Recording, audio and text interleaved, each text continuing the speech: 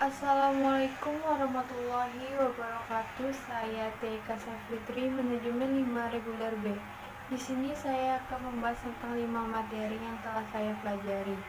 Materi pertama yaitu tentang dasar pemasaran. Jika pemasaran merupakan standar moral yang digunakan untuk memandu keputusan dan tindakan pemasaran, etika pemasaran dibangun berdasarkan nilai-nilai yang dipegang oleh individu atau perusahaan tertentu.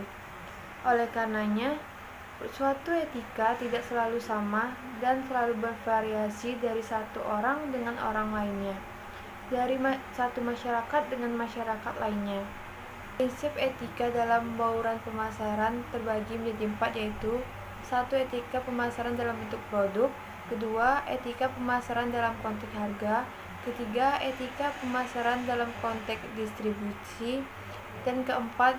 Etika dalam konteks promosi.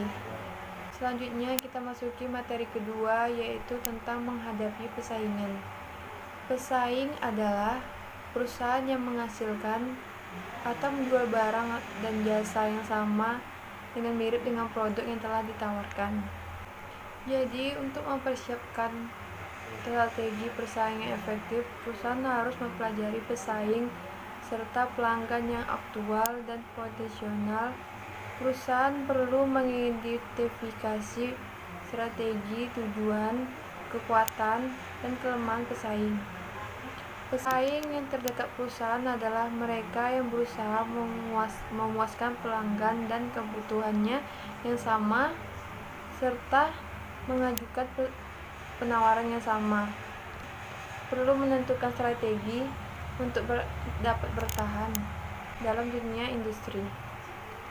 Setelah kita masuki materi yang ketiga, yaitu membangun merek yang kuat dan mengelola komunikasi pribadi.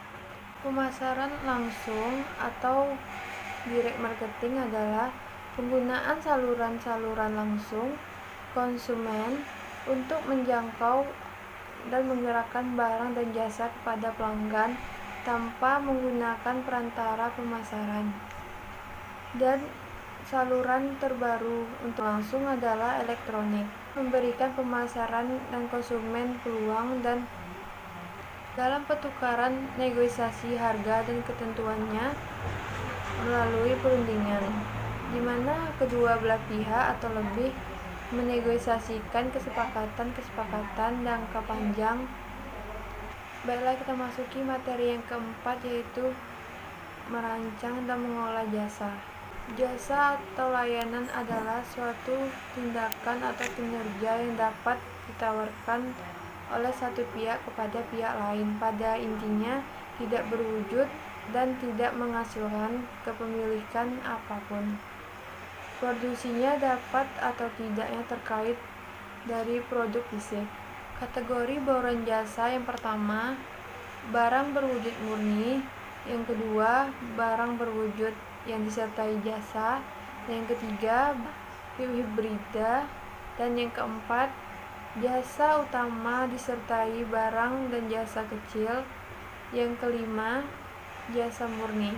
Karakteristik jasa ada 4, yaitu tidak berwujud, tidak terpisahkan, bervariasi, dapat musnah. Praktek terbaik manajemen kualitas jasa. Yang pertama, konsep strategis. Kedua, komitmen manajemen puncak. 3. Standar tinggi. Yang keempat, teknologi swalayan. Yang kelima, mengawasi sistem. Yang keenam, memuaskan keluhan pelanggan. Yang ketujuh, memuaskan karyawan dan pelanggan serta sekaligus. Setelah kita masuki materi yang kelima, yaitu mengolah eceran, grosir, dan logistik. Perdagangan eceran atau retailing termasuk semua aktivitas dalam menjual barang atau jasa racun langsung ke konsumen untuk kebutuhan pribadi dan bisnis. Pengecer atau wholesaler atau toko eceran adalah semua badan usaha yang volume penjualannya terutama datang dari penjualan eceran. Pengecer dapat perdagangan eceran atau retailing termasuk semua aktivitas dalam menjual barang atau jasa langsung ke konsumen akhir untuk kebutuhan pribadi non-bisnis. Pengecer atau reseller atau toko eceran adalah semua badan usaha yang volume penjualannya datang dari penjualan eceran. Pengecer dapat memposisikan diri dalam menerapkan salah satu teori 4 tingkat layanan, yaitu 1. Swalayan, 2. Swapilih, 3. Layanan terbatas, 4. Layanan lengkap. Jenis pengecer utama toko: 1. Toko khusus, 2. Toko serba ada, 3. Pasar swalayan, 4. Toko kenyamanan, 5. Toko diskon, 6. Pengecer potongan harga, 7. Toko super, 8. Ruang pameran. Jenis pengecer non-toko: 1.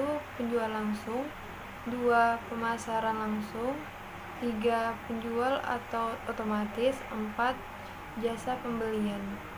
Perdagangan besar meliputi semua kegiatan yang terlibat dalam penjualan barang atau jasa kepada orang-orang yang membelinya untuk dijual kembali atau untuk penggunaan bisnis. Perdagangan besar tidak mencakup produsen atau petani, karena keduanya terutama terlibat dalam produksi dan tidak mencakup dalam pengecer. Pedagang besar atau disebut juga distributor berbeda dengan pengecer dalam beberapa hal, yaitu 1. Pedagang besar memberikan perhatian lebih sedikit ada promosi. 2. Transaksi perdagangan besar biasanya lebih besar daripada transaksi eceran. 3. Pemerintah berhubungan dengan pedagang besar dan pengecer dengan cara yang berbeda dalam peraturan hukum dan pajak. Logistik pasar meliputi perencanaan infrastruktur untuk memenuhi permintaan, lalu mengimplementasikan dan mengendalikan aliran fisik bahan dan barang dari titik asal dan titik penggunaan untuk memenuhi kebutuhan untuk mendapatkan laba. Logistik pasar meliputi infrastruktur untuk memenuhi permintaan, lalu mengimplementasikan dan mengendalikan aliran fisik bahan dan barang dari titik asal dan titik penggunaan untuk memenuhi kebutuhan pelanggan untuk mendapatkan laba. Baiklah, sekian dari saya. Lebih dan kurang saya mohon maaf. Assalamualaikum warahmatullahi wabarakatuh.